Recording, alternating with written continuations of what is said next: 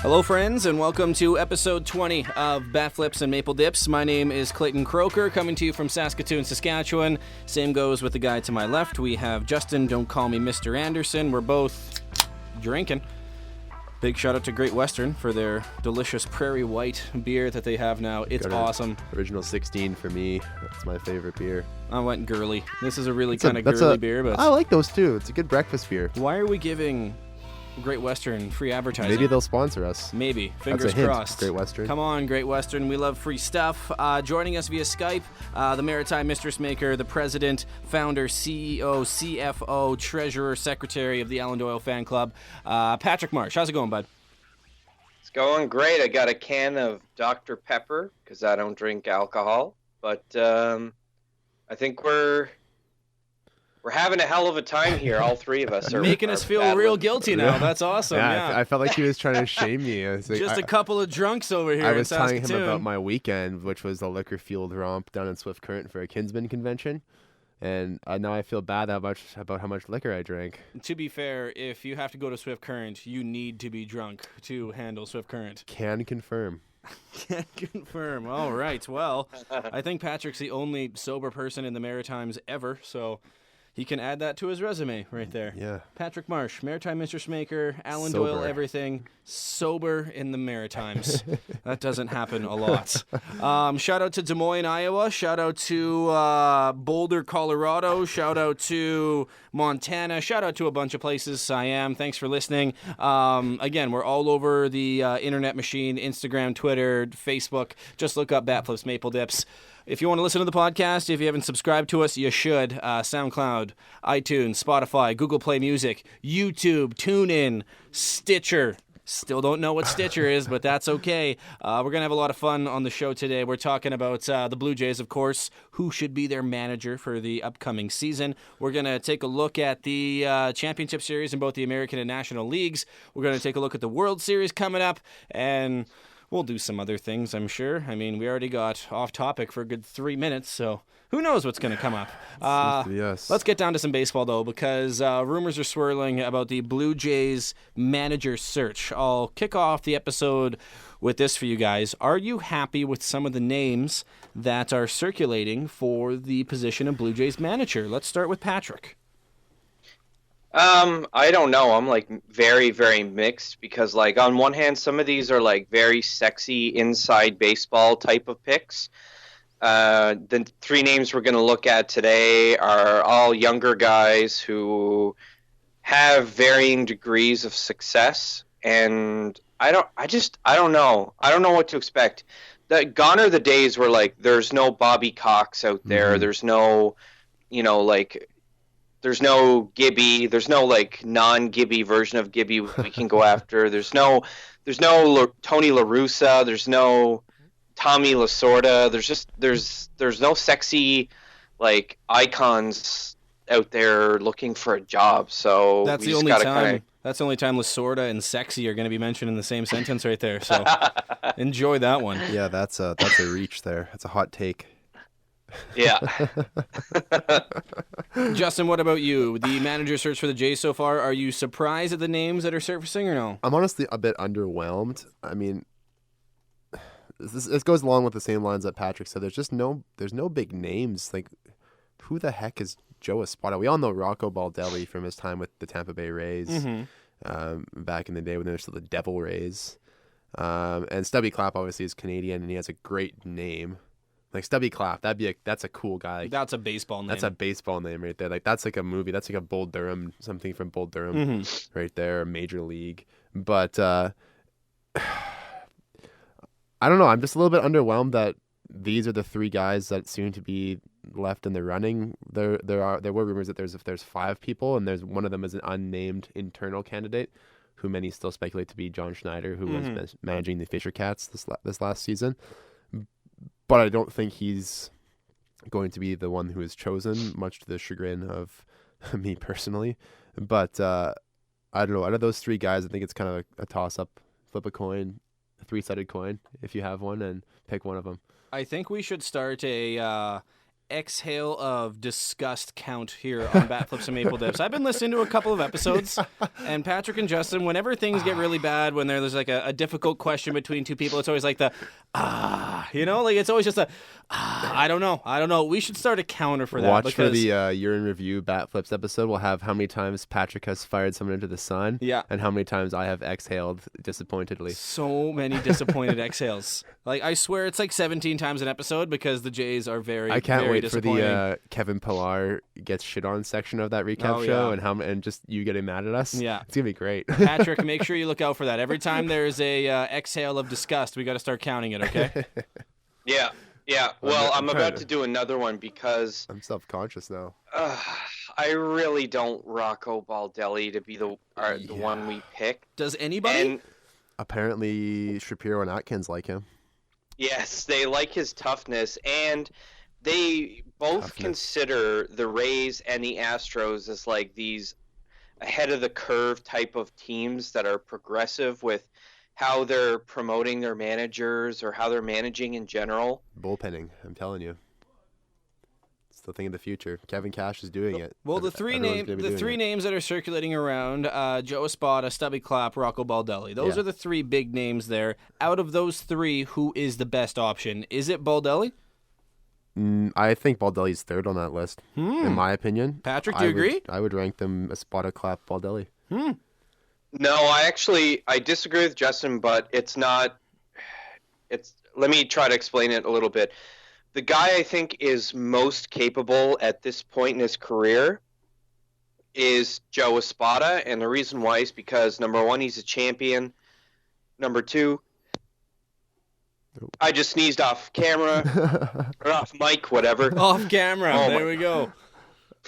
Oh my God, we're all sick now. We are all sick, by the way. Like, I might have a coughing attack. Justin might have a coughing attack. Patrick might have a coughing attack. Yeah. Man, just gargle some Dr. Pepper. You'll be fine. Yeah, Espada, I think, is the most capable right now. He's the Astros bench coach, which means he has MLB success.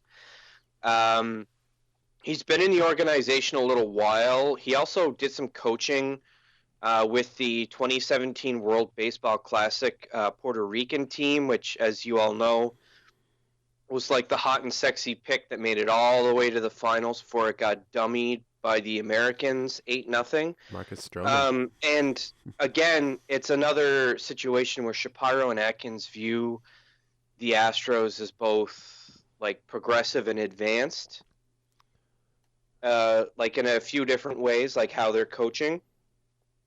I think Stubby Clapp is very underrated. He's back-to-back PCL, which is like AAA, Manager of the Year. So, he's Canadian-born, and there's something to be said about bringing in like a spicy Canadian and also, like successful manager. It's like a perfect storm, but I think Rocco is probably the number 2 choice in this case because, again, he's coming from a progressive organization, and he has this unique job that doesn't really exist or didn't exist not too long ago, where he's a field coordinator, and he's helping a lot of the Rays with defensive positioning, and especially in the outfield. And you'll recall that one of the best positional outfielders in the game currently plays in Tampa Bay in the form of Kevin Kiermaier. And they're going to have Austin Meadows up next year, probably for the whole year. And he's going to be an excellent rookie. And there's a lot of positives on Rocco's resume, but it's frustrating because like there's just none of these guys have like managerial success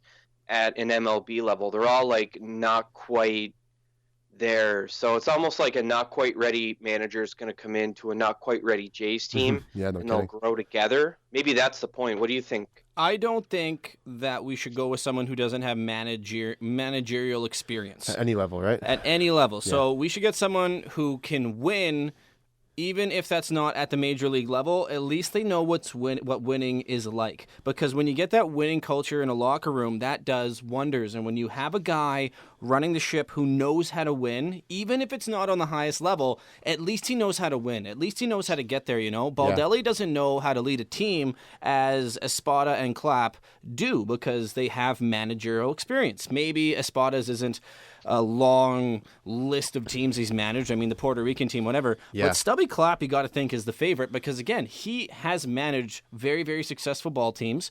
And if you look at our team for the future, in the next 2 or 3 years, we're going to have a lot of young guys on our team. Who have a lot won, of rookies though.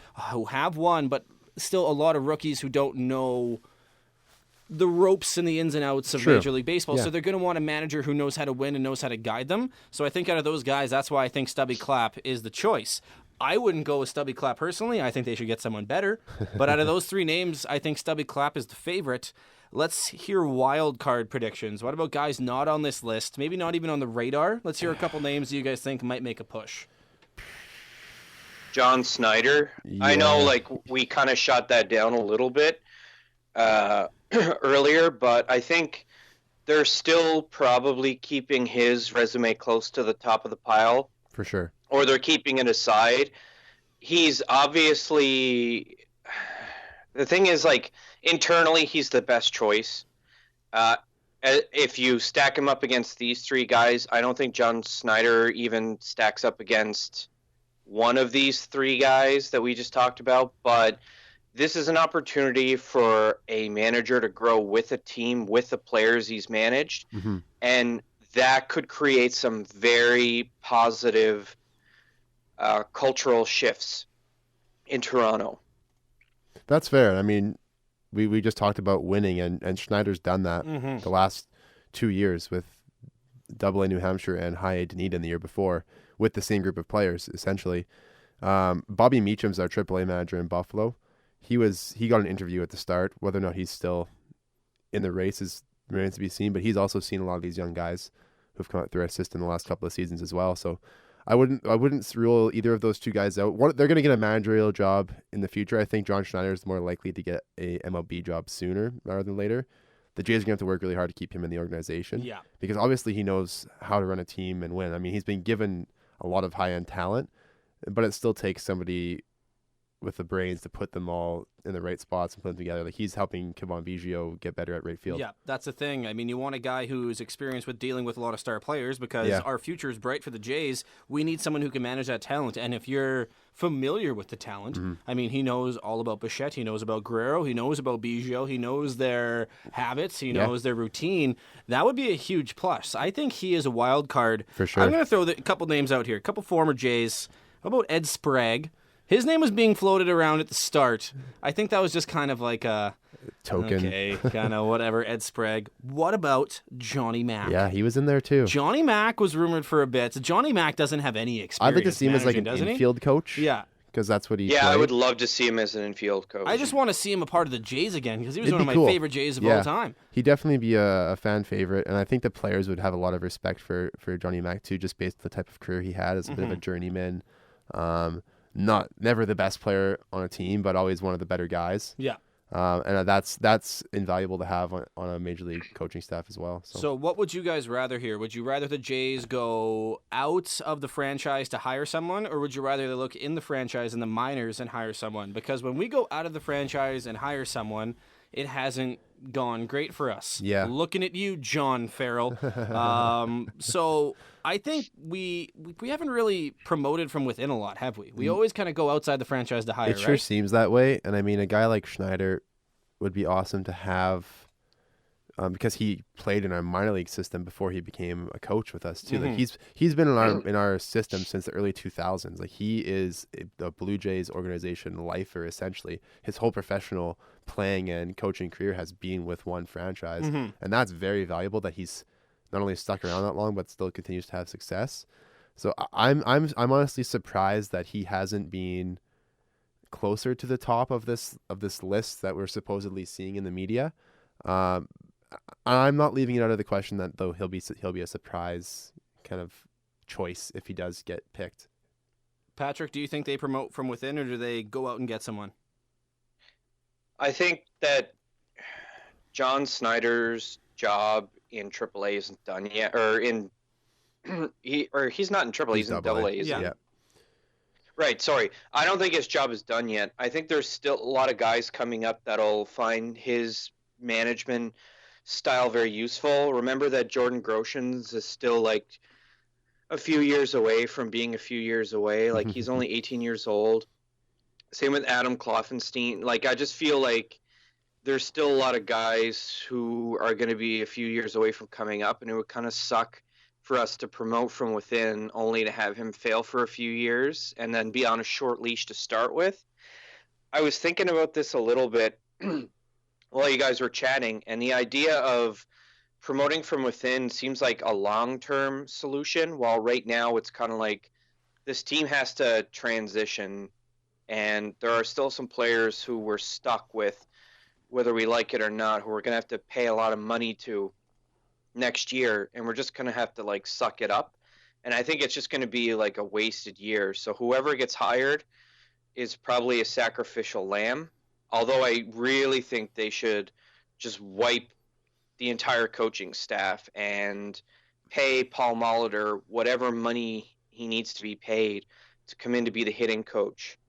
I would love that. I would even love it if Paul Molitor came in as the manager, because I think he's very capable, and he proved that in Minnesota. So would you guys like it if we brought in Stubby Clapp for the next 2 years, kind of just to maybe put butts in the seats, get people excited about Blue Jay baseball again? Like, hey, we got a Canadian manager, Stubby Clapp, national team shortstop. Yeah. Bring him in for 2 years during these transition periods, and then we maybe promote from within? Would that be the strategy that maybe Atkins and Shapiro look at? I think that's probably in the back of their minds a little bit. I don't think you ever hire a manager with the intention of firing him in 2 seasons or moving on right away. You'd probably hope that he would do something that would wow you and make it impossible for you to get rid of him. Mm-hmm. But I think that's probably got to be at least a thought in their minds right now during this search, is that this might not be a solution for more than a couple of seasons, especially if it goes poorly. I mean, we almost saw Gabe Kapler get fired 2 weeks into the season with the Phillies, with how brutal they started, because he was doing some weird things. And then it paid off for them until they inevitably fall apart in September. But there's always those bit of a growing thing, and I'm thinking this is a situation where no one is expecting the Jays to be remotely competitive the next season, maybe the next 2 seasons. So this manager could come in and win 50 games and probably have his job safe for another year. Agreed. Yeah. I want to ask you guys a question. Imagine this scenario where we build up like our coaching staff from the ground up, and we do kind of go with this idea of like picking guys that we've worked with in the past. So we'll say like our hitting coach, Paul Molitor, our pitching coach. Who can we like dig deep? Josh Towers. God, no. No. Ricky Romero. You know what? Ricky Romero wouldn't be that bad of a pitching coach. He really teaches them how not to have him. Even if Estrada thinks his career is done, imagine Marco Estrada as our pitching coach. Is that bad? Change-ups coach. Yeah. Marco Estrada. Yeah, something like that. But like an infield coach being Johnny Mack. And then an outfield coach maybe Shannon Stewart. Jason Bay. Shannon Stewart. Jason Bay, Larry Walker. Just like dig real deep, someone like that, or maybe Jesse Barfield. We should bring in a whole coaching staff of just Canadians. No. What I'm trying to suggest, though, Brett is like Laurie, it's very viable that Paul Molitor could find himself in a coaching or management job in Toronto. Do you think that the team could roll with something like that? And is that enough to put butts in seats but also be competitive? I don't think the coaching staff is ever the ones who put butts in seats, but there's a sigh. One. There's another sigh. Patrick's at 3, by the way. We're keeping track. Yeah, we're keeping track. We should get a tally sheet or a little whiteboard or something. I got one in my head. Don't worry. Okay, perfect. Anyways, back to my thought. I don't know. I don't think the coaching staff is why people go to games. Unless it's to see Gibbons get tossed, but that only happens 7 or 8 times a season. So, I mean, I think this is just, we're going to see what happens. It's completely up in the air, in my opinion, of who is going to get picked. We're speculating where there's really not much to speculate on at this point because we haven't been given much information. That's the thing. Did Paul Molitor even get an interview? I don't think so, but he may have. Would Paul Molitor want to come coach the Jays, though? I don't see why Yes. he wouldn't. I mean, Is this a sexy job in the MLB, you think, coming to coach the Jays? I Like, think- do you think some managers who are out there that are like have options? Like some managers that have 4 or 5 offers are sitting there thinking, "Oh, that Toronto job, I'm seriously considering that one." you have the best prospect in yeah. baseball coming up. It's true. Yeah, 2 years from now, it'll be the sexiest job in baseball. But right now, it stinks because you know that you're going to have a shitty year next year because you got to deal with, Russell Martin and his massive contract, the ghost of Troy Tulowitzki, Yeah. Kendrys Morales. Like, if I'm Paul Molitor, I'm like, yeah, I'll sit through like a 65-win season if it means getting my hands on like teaching the fundamentals of contact hitting to like Bo Bichette, Cavan Biggio, Yeah. and Vladimir Guerrero. All those guys can mash already, but imagine having like a career 300 hitter who hit 3,000 hits, who's in the Hall of Fame and also like is a god of OBP. Yeah. Like, I think another thing on the I like it. on the minds of these guys, I think of the possible manager candidates. They might be thinking, "Do I really want to go to a team who has to play the Red Sox and the Yankees Too many as damn much times. as they do a year? Yeah. Do you really want to play a team and kind of set up yourself for failure But that they way?" get to go beat up on Baltimore. But the thing is, I mean, if you come manage in Toronto, you're expected to win. That's the expectation now. The Blue Jays aren't your 2001 Blue Jays anymore, where No. it's like, hey, we got 70 We've wins, had a good for us. taste. We had a taste of the playoffs. We were so close. Now we want to win. We're I like said, the Red we Sox and hungry. Yankees. We have very high expectations now. So I think managers are looking at that being like, hey, if I don't Yeah. do my job here and I keep losing to the Yankees and Red Sox, I'm not going to stick around for too long. Managers want to go to a place where they're going to stick around. They're going to set up some roots. It's going to be interesting It's- who they take. I thought we were going to spend like 7 minutes on this conversation. 21 minutes.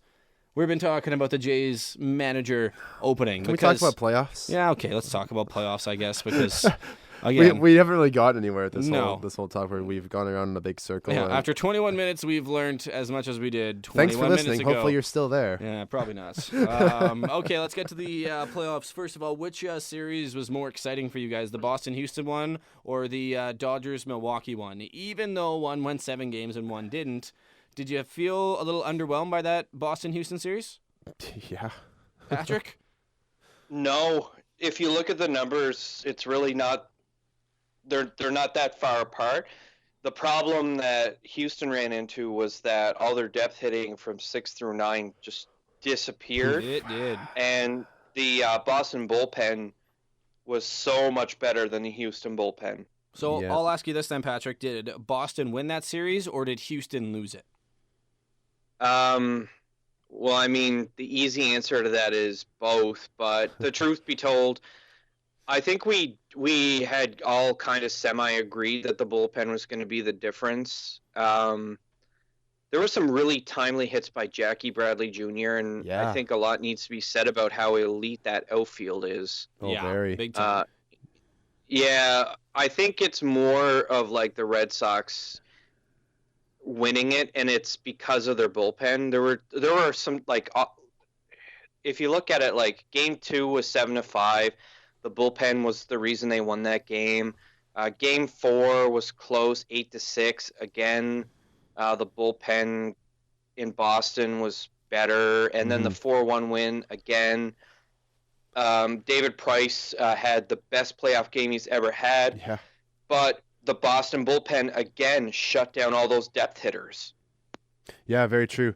I mean, there were some controversial moments in both of these championship series. Obviously, the Mookie Betts home run or not Yeah, in the outfield there. I still say home run, personally. I think so too. But He ran into the stands. Yeah. It's in the rule book. Like, that was way more obviously a home run than 2016, the Yeah. stupid Amish kid in Yeah. Kansas City. I posted a tweet on our, Hate our that Twitter kid. about that. I just had some serious flashbacks to 2016. I don't think I slept that night because I was thinking about 2016 again. But man, that damn Amish kid, your glove was over the wall.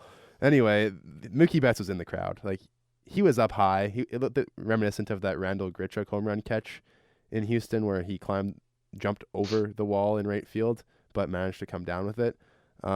I couldn't believe it was overturned and called an out. I was dumbfounded. It was kind of like a CFL offensive pass interference review. I just never know what's going to happen anymore. But it was something. I don't know. That was one of the defining moments in the series for me. I thought that was kind of almost a turning point. I think the turning point of that series again was that play. Yeah, Like just one of those plays that just it's a real boot in the berries. it just kicks you right in the dick. Like it's one of those things where it's like, oh man, we think we had this big momentum turning moment. Yeah, No, absolutely not. And it'd just be so frustrating for Houston because they didn't play bad baseball. It wasn't like they were being outplayed by the Boston Red Sox in every game. Every game was very interesting.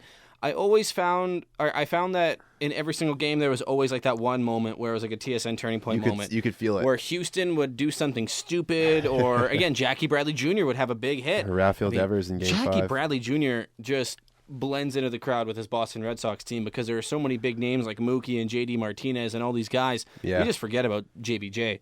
And he is fantastic. He's a great outfielder. Freaking good. His hitting He's is gonna, very streaky. He's going to get paid soon. I If he think hasn't so. already gotten paid by the Red Sox, he will be getting paid somewhere. Let's talk about the LA-Milwaukee series. The better series. It was a better series, but I just kind of found that there wasn't a lot of crazy drama in this series. Manny Machado. Machado, yeah. Like the Machado stuff I was about to say, Machado getting booed and Machado hitting the ankle, Yeah. there was that, But like when it came to actual baseball plays, Yeah. the catch in the outfield, Chris Taylor yesterday. with the in the Or, in sorry, the 2 days ago. in the eighth inning, that was awesome. The Puig home runs. Don't want to say I told you so, but I told you guys Yeah, that you Puig did. was going to have a Yeah. big series, and he definitely did. What's a bigger story in this series? Manny Machado or Wade Miley pitching to one batter in Game 5 and then Yeah. being pulled? Just to make the Dodgers burn their left-handed batters in that Yeah. game, put them in the lineup. Like that. That's kind of like a next level move. It didn't work out in that game, but I thought it was pretty crafty on the part of Craig Counsell to put it in a right-handed pitcher for one batter and then Yeah. bring in the lefty.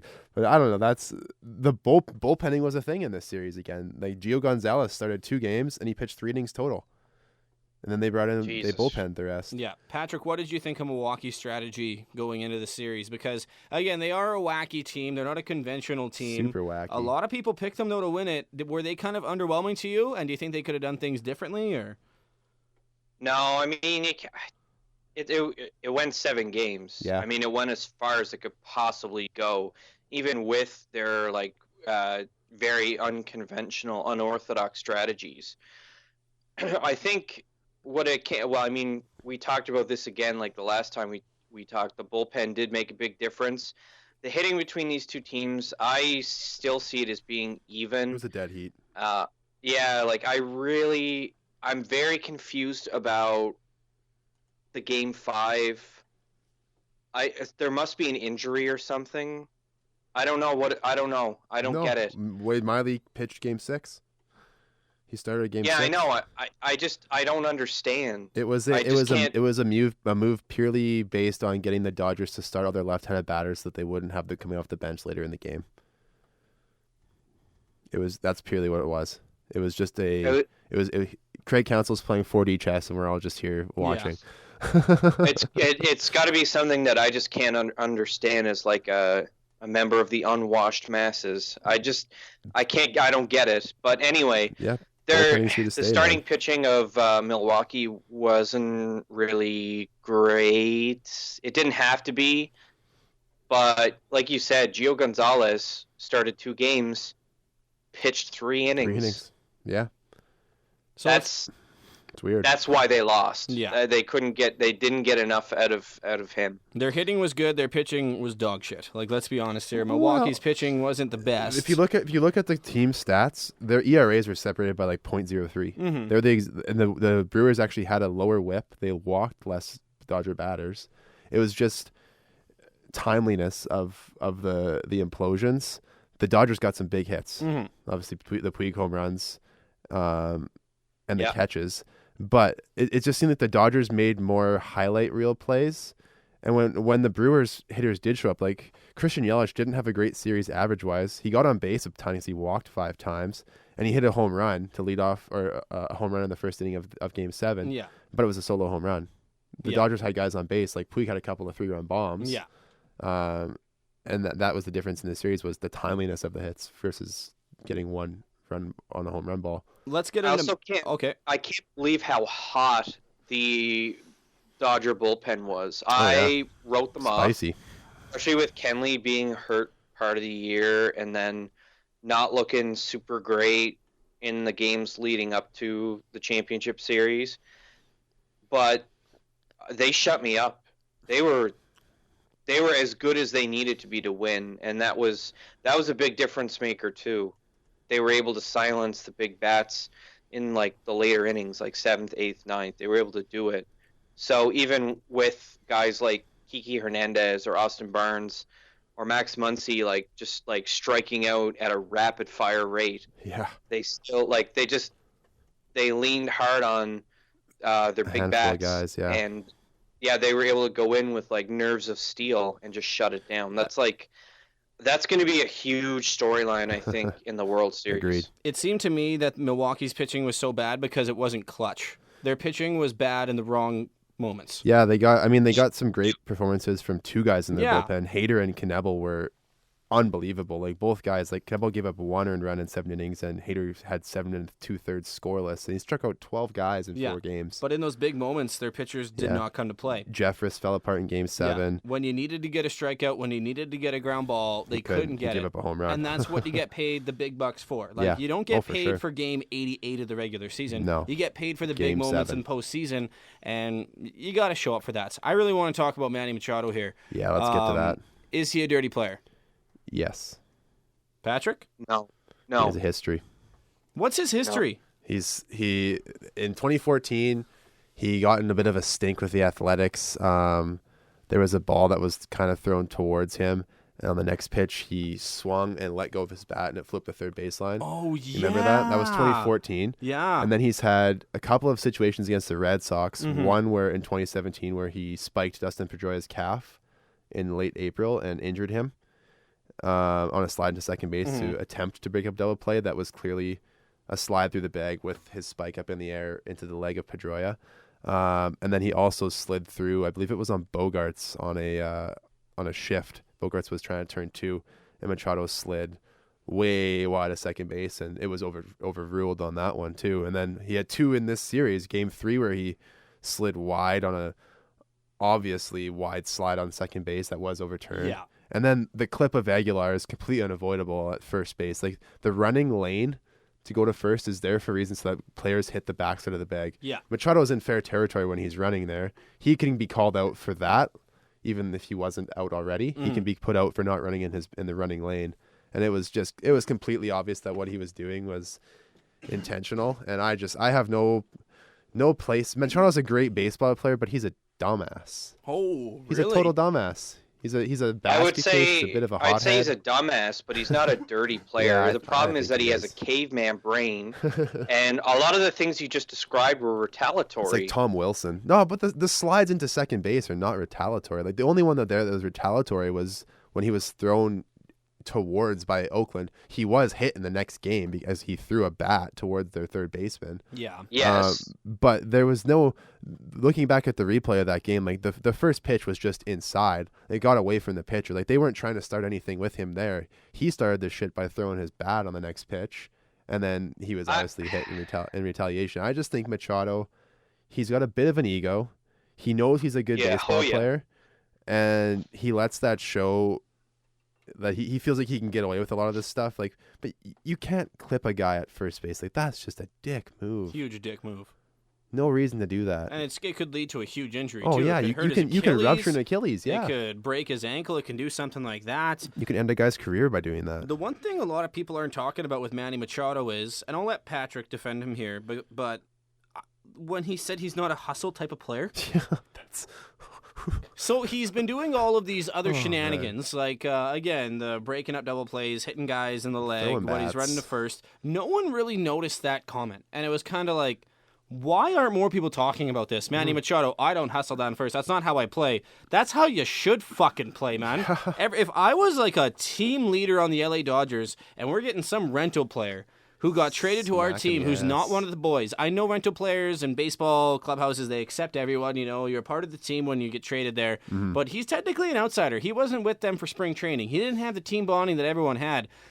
and your rental player is saying these things, Yeah. I would have lost it on this guy. No, you hustle. You're on the Dodgers now. We are expected to win the World Series. Everyone hustles. You don't just because you're Manny Machado doesn't mean you can just come out here and walk You to can't first dog base. it to first. Like, I thought that was something that kind of flew under the radar because of the other incidents. Yeah. If that doesn't happen, like those two questionable calls, like Yeah. when he's sliding into people, I think that's one of the headlines of the series. How he says he doesn't hustle. What kind of ball player doesn't hustle? Like, that's the definition of being a ball player, hustling. I don't know, Patrick, defend your guy if you want to. He's not my guy. I just Oh, don't he's think he's your a dirty guy. player. I think he's a dumbass who says dumbass things Yeah. and occasionally does dumbass stuff out on the diamond. I don't think he's a dirty player. I do think that some of the things he's done on the field were retaliatory. None of them are justified. And he goes out there and just thinks that he has to respond by, I don't know. Yeah. I don't know what goes through an athlete's head when they do stupid shit like that, and I'm not going to like pretend that that I understand Manny Machado, but I don't think he's a dirty player. Has he ever deliberately injured anybody? Has he ever Dustin succeeded? Pedroia. Yeah, Dustin Pedroia, but that's it. Well, yeah, but I Aguilar mean, could have and then been hurt. even then, like, it's hard to judge a player's intent in the heat of the moment. I Like, don't think it is. I mean, what's a good example of like a dirty baseball player aside from Ty Cobb? Alex Like, think modern Rodriguez. times. Well, he was just a dummy though, yelling. A-Rod. A-Rod. A-Rod was dirty. Yeah. Say that, but I mean, like, even then, did A-Rod ever deliberately injure anybody? No, he's just deliberately an asshole a lot of times. But Yeah. Oh, definitely. Well, But, It's we're- like, tough to be a dirty baseball player. while we're on the topic of like Pete Rose could have been considered dirty. He ran through a lot of catchers. That's true. While we're on the topic of hustle, just a brief segue. Guys you always remember who hustled, Aaron Hale. He's got to be up there. Remember when he would take a walk? Yeah. It was a head down sprint to first base. Yeah. Like didn't take anything. Dustin Pedroia much the same way. Mm-hmm. Those are the kind of ball players like people have a ton of respect for guys like Dustin Pedroia. Aaron Hill's hustle almost cost him his Johnny career, though. Mac? Yeah. Remember when he hustled out there to get that fly ball? Because he's a hustle kind of guy. He's never Yeah. going to give up on one. Right And then in. he just collided. I forget with who, but Yeah. man, Aaron Hill had so much potential before his Concussions. CTE. Let's talk about our questions that we asked ourselves during the championship series before we get to the World Series. Sure. We'll kind of break that down. Yeah. Here's the question. Here are the questions that we asked ourselves. Does Clayton Kershaw have a strong series? And he did. He had one good game, one Yeah. so-so game. So yeah, I think he did what he had to do. Patrick, if you're a manager, do you trust Clayton Kershaw in the playoffs? I mean, you kind of have to. Has The he whole- exercised his playoff demons though? Like, I mean, yeah, but not in a way like. Let's see what happens with this series. Yeah, before we there's- answer that question. There were some stats posted. I don't remember exactly what they were, but over the last 3 postseasons, Kershaw's pitched like 90 innings, and his ERA is around 3.5. That's solid. That's elite in the playoffs. yeah. One of the other questions we asked: will the Brewers' rotation hold up against the power of the Dodgers? No. They didn't do terrible. The Dodgers only hit 6 home runs in 7 games. The Brewers hit 5. Almost a home run a game though. You don't want that. Yeah, that's major league average. Though. That's true. And against a team like the Dodgers, maybe yeah. The rotation, maybe not so much. The bullpen was okay. Like we said, we talked about Knebel and Yeah. Hader. But obviously, they didn't really use a conventional rotation. I mean, they had 4 games where they had the starter go 2 or less innings. Yeah. So yeah. And then who hits more home runs, Boston or Houston? I don't have the stats in front of me, but Yeah, I believe it was Boston, but I'm gonna look that up right now. I mean, just based on Jackie Bradley Jr. and yeah. Devers. All right, so We'll let's confirm that. Yeah, though. let's put that away and let's talk about the World Series coming up here. Red Sox, Dodgers. It's what the MLB execs wanted. The ratings are going to go through the roof for this thing. Yay, big market teams. Before we make our predictions, let's ask some questions about that. Who is going to break first, Craig Kimbrell or Kenley Jansen? Patrick? Who the Astros actually out homered them 6-5. There you go.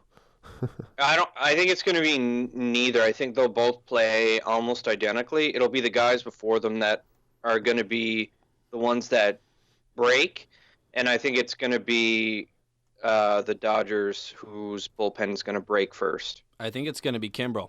Yeah, I'm in the same boat. Kimbrell has been flirting with disaster for a while now. Like, Kimbrell's had some lucky outings where the defense has kind of bailed him out. Big time. But also, I'm just really hoping for a Red Sox collapse. So I still think really hope I it's still Craig think Kimbrell. Boston wins the series, but Yeah, well, we'll get to that. Will the Dodgers outfielders be able to figure out the weird angles and dimensions of Fenway? Because they don't play there a lot. they've never played there. None of them have. None of them have played at Fenway None of them Park. have played an It's inning. a tough Not a single ballpark inning. to figure out, Yeah. especially with the high fly balls. So when there's like line drives that bounce off the fence there, Mm-hmm. you can kind of play it off there. But when it hits high, you don't know if it's kind of a lob fly ball that hits the top of the fence. It's going to kind of loop back. Well, but if think you of, hit a screamer off that wall, it's going to come flying back. Like Think of the triangle area in center field they Yeah. have, and they have pesky pole. The bullpen juts out into right field. It's a weird ass ballpark. I bet you Puig fucks up royally once. Over out under there. on outfield errors too. Over under. Over. I'll say even. I'll take the even on What's that. with you guys in pushing? First Patrick with the pitching, now you? Jeez. Patrick, what do you think about those outfielders for the Dodgers? I mean, these guys are professional athletes. There's no way they haven't done their homework. There's no way the management hasn't done their homework and the coaches. I think it'll be a non-issue. It won't even be a story. No one will talk about it after game one or whatever the first game they play at Fenway Manny is. Machado is a pro baseball player, and you'd expect all pro baseball players to hustle, but here we are. Heyo. So, which park sees more home runs, Fenway or Dodger Stadium? I mean, is that a real question? got- Yeah, be it Fenway. is. All right. They have those balls fly to the ravine in LA though. Like there's a lot of home run balls in LA. It's Fenway. I'm with Patrick on this one. This is a no question here. I'm gonna It's go. gonna be Fenway, Fenway. man. I'm taking Dodger Stadium on this one. Fenway is home run central. Like you Yeah. see nothing but bombs at Fenway. It's easily Fenway. I'm gonna go opposite this time. You're just doing that to stir shit up. No, over here. I have a legit belief that there are going to be a ton of home runs at Dodger Stadium this You know series. what? It makes for good radio, so I don't even care. So that's what all program directors say to their radio teams. Yeah. They're always like, you got to disagree. Even if you both agree on something, one of you has to pick I the other can't- topic and debate it. Yeah. And it's tough. Like if Yeah. you feel really passionate about something and you're like, hey, you have to disagree with it. It sucks. Anyway, last question. Better series, Kershaw or Sale? Sale. Kershaw. I almost want to push here and say they're both going to have bad series. Ooh. Oh, Clayton, you just criticized Justin. I know, for that. that's why I wanted to disagree. Good radio, guys. Why? Come on. Jeez. No, I would say I'm saying Kershaw because something's up with Chris Sale right now. What was Yeah. that belly button story that came out about He him? has a belly button ring infection. It's I don't think it's true, but I read that on Deadspin and I was like, this is fake, right? Is this The Onion? This is fucking fake. He's got a belly button reinfection. I don't think that's the case. Something's up with Chris Sale. I don't know. yeah. Something's kind of weird with him. I think Kershaw, this is the year he kind of finally figures it out. He's been looking a lot better than he has been in playoffs past. Another better series here, Betts or Puig. This would be like a no question a month ago. Yeah, Mookie Betts has been kind of cold this playoff. I think he wakes up under the bright lights of the World Series and has a great series. I'm going to take Mookie in this one. Patrick? I'm going with Puig because Puig is going to be the MVP. I'm taking Puig. Puig as well. Series. Puig's hot. Puig, your friend. Puig's hitting bombs. Like, Puig is going to be taking advantage of Fenway Park. I don't know, something about Yasiel Puig. I kind of called it. Don't want to toot my own horn here, but I kind of called Yasiel Puig going off because, man, the guy is a boss. But he is an idiot. He is in that idiot classification. He is borderline cement head. We won't put him Yeah. in the cement head category yet, but he's close to being a cement head. He's in the ballpark. Yeah. Yeah. Ha. Baseball puns. Got Because of him. our baseball podcast. All right, let's hear predictions. Who's taking the series and how many games? Patrick, you're batting lead off. It's going to be the Dodgers, and it's going to be 7 games because both my picks are gone. I don't give a shit anymore. And, I mean, ideally, a giant meteorite will just crash down in Dodger Stadium, and neither team will win. I But almost turned off your mic the way you said Dodgers like that. The Dodgers. You said it like kind The of like how Dodgers. like a girl who doesn't care about sports but is pretending to care about sports to seem cool. How many games, Patrick? 7. 7. Clayton? I'm gonna take the Dodgers in 5. I bet you the Red Sox implode. I'm hoping so, and I don't know why. I do know why. I hate the Red Sox, but I don't know why. I have a feeling that Boston's going to implode. Maybe because I want it to happen, But I have a sense that the Dodgers take it this year. Again, it's not like the Dodgers are a slouch. The Dodgers are loaded, just like the Boston Red Sox. And I just kind of feel that when two loaded teams play against each other, one of them always implodes. And I think that's the Red Sox. I'm sticking with my pre-playoff prediction that I'm the only one who still has anybody left in this. Boston winning the World Series in 5 games. All right. Well, friends, I think that's it. Do we want to discuss anything else? Do we miss anything? Any other candidates for the Jays managerial job come to mind when we were talking? Or I'd like to throw my name in the ring if anyone's listening. I think I know 1 or 2 things about baseball, maybe 1. So you're an umpire. Yeah, so you should know way more than 2 things about baseball. I know if you're an umpire. the one thing I know is the rule book. Well, yeah, that's the one thing. So you know the rules of baseball. You're there. Hey, I know some advanced stats. Yeah. You're fine. Hey, look at that. Okay, I know how to talk on a microphone, so I'd be good at media interviews too. There's 3 things I could do. Scott Schoenweiss, Billy Koch, co-managers. That's a horrible idea, guys. That was a joke. I can sense Patrick's disgust. I've ever heard. I can sense Patrick's disgust. I heard him. Oh my god. I'm completely speechless after that. Speaking of speechless, the disgusting exhales. Justin, you had 2. Patrick, you had 4. Sweet. Oh, we're not done yet. We're not done yet. What do we got left? What do we have left? Yeah. Well, look, I want to go back to this other story we talked about earlier. How big a deal is Manny Machado going to be in this series? Is he going to be a non-factor? Or how long before he does something like really stupid? Is this his audition tape for the New York Yankees 2019 shortstop job? No. I hope not. No. Can you imagine if they got Bryce Harper and Manny Machado? I don't want to imagine that. The world there'd be nothing left to live for at that be point. Screwed. I think Harper. The pressure would be at an all-time high, which means if they don't pull it off, it's just that much more satisfying when they fail. That's also true. As much as I like seeing the Yankees lose, it's even more exciting to watch them lose when they have such a good team. Ugh. I don't think Manny Machado has a good series. I don't know. Call me crazy. This is his first World Series, right? Obviously. He's hit so many times in Fenway, though. He knows all about that ballpark. He does. He does have an advantage there, but there's a lot going on with him. He's human. It's not like he's one of these guys who can ignore all of these things being said about him. I bet you he's kind of reading what's being said about him. I bet you he's kind of a little emotional right now. And I don't know. You got to put those emotions aside. He's probably sometimes. got screenshots of all these news articles as his pictures on his Tinder profile right now. I don't know. I don't think Manny Machado. I don't have a good feeling about Manny Machado. Underrated thing about Manny Machado though, he's got to be giving these Dodger hitters a look at the Boston pitching staff. Yeah, that's these are like guys like Sale and Price that he's seen Price for his whole career in the AL East. Every season, he's Price. He's the ringer on the Dodger lineup. I didn't really think about that until just now that you brought it back up. I think he will do something stupid. Yeah. It won't be like a bat throw, or he won't clip anyone, or he won't like deliberately slide in, but he's either gonna like charge the mound or something like stupid. Yeah. But I think the way to negate him is to just pitch around him.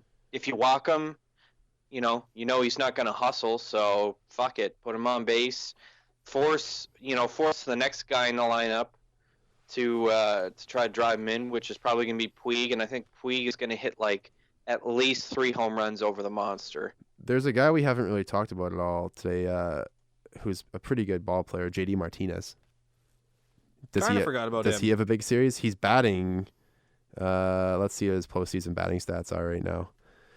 Probably pretty good. He's batting .313 in the postseason. He's got 2 home runs. He's always good. That's the thing about JD Martinez. You just always expect him to be good. He doesn't really have slides. He's just always on a hot streak, it seems like. Yeah, I mean, that Boston lineup is scary so deep. Good. It's crazy with Betts and Martinez near the top, and having Xander Bogaerts, and if Jackie Bradley Jr. continues to show up. Mitch Moreland's been pretty clutch for them all season.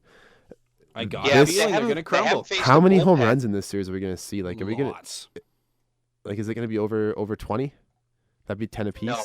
We've only seen it. We saw 11 home runs in each of the championship series. Yeah, I wouldn't say 20, but I'd say like 15-ish. 15-ish, maybe. we'll get to. There's going to be a lot of bombs. About 2 a both game. These teams have power, but again, I just think something about the Red Sox tells me they're going to crumble. It just seems. I think we're going to have one laugher like we had with the Red Sox being the Yankees, like whatever 13-1 or whatever it was in that one game in the DS. I think we'll have one game like that where one team's just going to hit like 5 bombs, and it's just going to be go like off. a gong show. Yeah. It could be game 1. Yeah, that's true. Yeah. Well, with that, friends, I think that just about wraps things up for episode 20. Baptist that. Maple Dips. I 20 know. in. Big 2-0. Twitter, Instagram, Facebook, all that fun stuff. BFMD Podcast. We're trying to get on Nexopia, guys. We're trying. We've sent emails, faxes. They won't respond to us. SoundCloud, iTunes, Spotify, Google Play Music, YouTube, TuneIn, Stitcher. I feel weird saying Stitcher every time. Still don't know what it is. Whatever. I probably should learn what it is, but that's fine. Give us a follow, subscribe, like all that stuff so we can get more famous and buy stuff. Yeah, we want money. Yeah, we want money. Money, please. Great ending. I'm Clayton Croker, Justin Anderson, Patrick Marsh. Thanks for listening. We will talk to you next week.